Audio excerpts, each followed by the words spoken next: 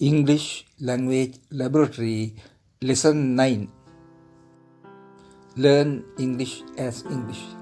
භාෂාවක් නිවැරදිව භාවිතා කිරීමට උගත හැක්කේ ක්‍රියාකාරකම් වල යෙදීමෙන් සහ ඒ ගැන ඒ මොහොතේම කීමෙන් පමණයි. කිසියම් මොහොතක ඔබ කිරීමට සූදානම්ව ඇති ක්‍රියාවක් සම්බන්ධයෙන් කීමටත්, කිසියම් ක්‍රියාකාරකමක යෙදෙමින් ඒ බව කීමටත්, කිසියම් ක්‍රියාකාරකමක් නිම කිරීමෙන් පසුව පැනනැගී ඇති තත්ත්වය හෝ එහි ප්‍රතිඵලය ගැන කීමටත් ඔබට හැකියාව ඇතනම් භාෂාව කතා කිරීමේ හැකියාව ඔබට තිබෙනවා. අපගේ 8 වන පාඩමෙන් මේ සඳහා අවශ්‍ය වන වාක්‍ය රටා 3 සහ ඒ වාක්‍ය රටා 3 යොදමින් පුහුණු වීම කරන ආකාරය පිළිබඳවත් විස්තරාත්මකව කරුණු දැක්වුවා. ඒ උපදෙස් අනුව ක්‍රියා කළොත් පමණයි ඔබට ඉංග්‍රීසි භාෂාව උගත හැකි වන්නේ. ඇහුම්කන් දීමෙන්, පොතපත කියවීමෙන් හෝ සංවාද කටපාඩම් කිරීමෙන් ඒ හැකියාව ඔබට කිසිදා ලබා ගන්නට පුළුවන් කමක් නැහැ. අද අපේ පාඩමින් සූදානම ක්‍රියාව සහ ප්‍රතිඵලය දැක්වීමට අතිරේකව අප කළ ක්‍රියාවන් පිළිබඳ අතීතය සිහි කිරීම සහ අපගේ අනාගත ක්‍රියාකාරකම් සඳහා සැලසුම් කිරීම දක්වන්නේ කෙසේදයි ඉදිරිපත් කරනවා. පළමුව සූදානම ක්‍රියාව හා ප්‍රතිඵලය දැක්වීමේ වාක්‍ය රටා 3 නැවත සලකා බලමු. සූදානම දැක්වීම සඳහා කර්තෘ is am are පදවලින් එකක් going to ව්‍යවහාරය සහ ක්‍රියාපදයක පස්වන රූපයත් ඊට පසුව කර්මපදයකුත් අවශ්‍යයි. මේ මොහොතේදී සිටින ක්‍රියාව දැක්වීම සඳහා කර්තෘ is am are පදවලින් එකක් ඊට පසුව V4 එනම් වර්තමාන කෘදන්ත රූපය සහ කර්මපදයක් අවශ්‍යයි. ක්‍රියාවක් නිමවීමෙන් පසු ඇති වී ඇති තත්ත්වයෝ ප්‍රතිඵලය ගැන දැක්වීමට කර්තෘ හැස්සව පදවලින් එකක් V3 එනම් අතීත කුදන්ත රූපයක් සහ කර්මපදයක් අවශ්‍යයි. දැන් ඔබට මේ වාක්‍ය රටා 3 පද යොදන ආකාරය සහ ඒ වාක්‍ය යොදා ගන්නා විශේෂ අවස්ථා 3 ඉතා පැහැදිලි. මේ වාක්‍ය යොදා ගැනීමෙන් අප උපදෙස් දුන් ආකාරයට ඔබ නියමිත ක්‍රියාකාරකම් කළාද? අප උපතේ සිට මරණය දක්වා කරන ක්‍රියාකාරකම් 5ක් තිබෙනවා. පළමුව හිතනවා, ඊළඟට සූදානම් වෙනවා, ඊළඟට කරනවා, ඊළඟට ප්‍රතිඵලය බලනවා. ඒක අතීතයට දාලා නැවත අලුතෙන් එකක් හිතනවා. මේ චක්‍රයේ තමයි අපි මුළු ජීවිත කාලයම ගෙවන්නේ. මේ චක්‍රය සහ ඒ අවස්ථා 5 දැක්වීම සඳහා අප යොදා ගන්නා වාක්‍ය රටා 5 මේ පින්තූරයෙන් දැක්වෙනවා. අනාගත අවස්ථාවක් සහ අතීත අවස්ථාවක් දැක්වීමේදී අදාළ කාලය කාලවාචක පදයකින් දැක්විය යුතුමයි. පියවි ඇසට පෙනෙන අවස්ථා 3 දැක්වීමේදී කාලයේදීම අනවශ්‍යයි. ඒ අවස්ථා 3ේදී කාලය කුමක්දයි අපට දැනෙනවා. දැන් අපි ඒ වාක්‍ය රටා 5 පැහැදිලිව හඳුනා ගනිමු. Future simple tense subject plus will plus V5 infinitive without to plus object time. Future with going to definite and immediate future subject plus is am are plus V5 infinitive without to plus object.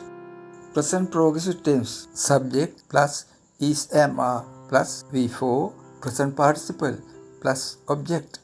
Present perfect tense subject plus has have plus V3 past participle plus object. Past simple tense subject V2 past plus object plus time. අනාගත සාමාන්‍ය කාලය දැක්වීමේදී will යන පදය යොදා ගන්නවා. will යන පදයේ තේරුම බොහෝ දෙනෙක් දන්නේ නැහැ. එය හුදෙක් අනාගතයේ දක්වන පදයක් ලෙසයි සැලකන්නේ. නමුත් ඒ තේරුම පැහැදිලිවම බලාපොරොත්තු වෙනවා යන්නයි. මේවා හුදෙක් ව්‍යාකරණ කරුණු පමණයි. ව්‍යාකරණය ගොඩනැගෙන්නේ ව්‍යවහාරයට පසුවයි. ව්‍යවහාරයේ ප්‍රධාන වෙනවා. ඒ නිසා අපි පෞද්ගලිකවම භාවිතාව ඉගෙන ගනිමු. I will bathe tomorrow. He will bathe tomorrow. ඔහු නාන්නට බලාපොරොත්තු වෙනවා හෙට. එයා හෙට නාවි. I am going to bathe. He is going to bathe. ඔහු සිටී සූදානමින් නාන්නට. ඔහු නාන්නට යනවා. I am bathing. He is bathing. ඔහු සිටී නාමින්. ඔහු නානවා.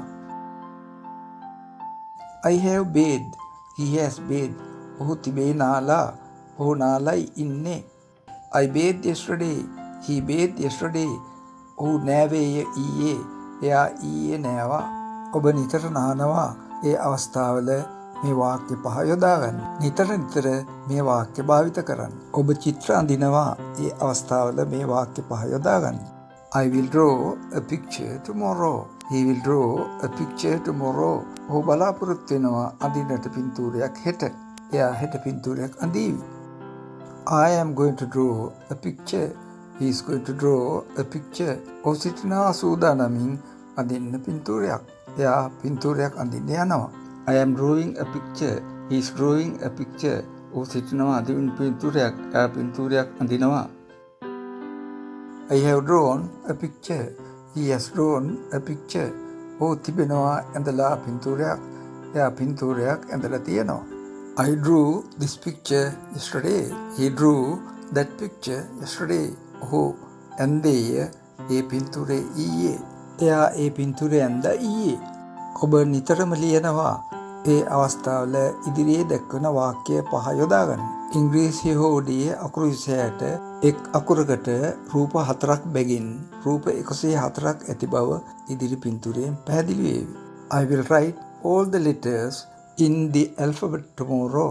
She will write all the letters in the alphabet tomorrow. ඇය බලාපොරොත්තු වන්නේය ලියන්නට හෝඩියේ අකුරු සියල්ලම හෙට.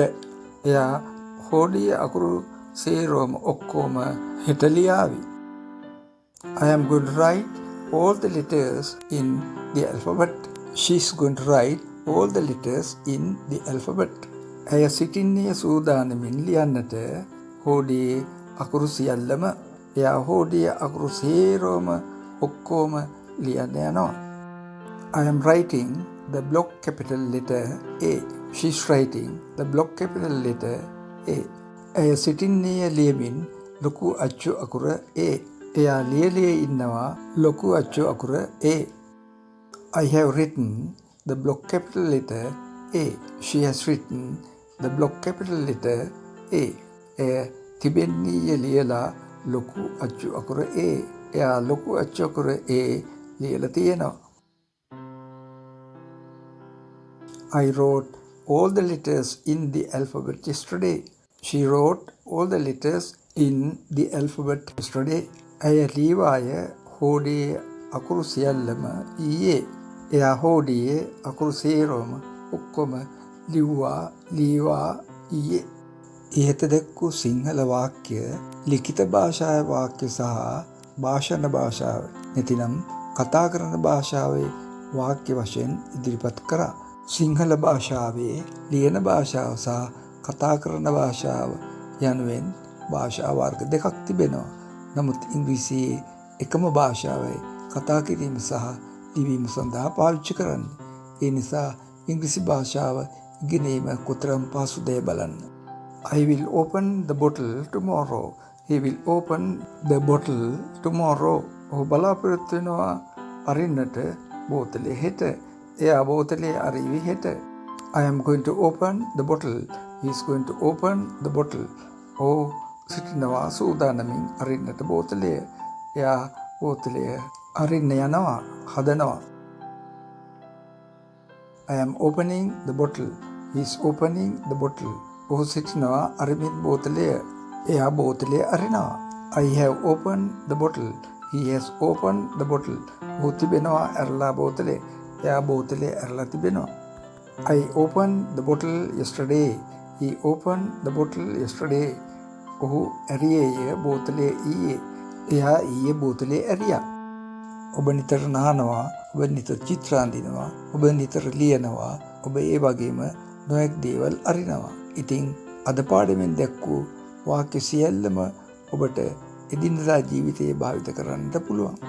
English is so easy to learn. Learn well and be happy.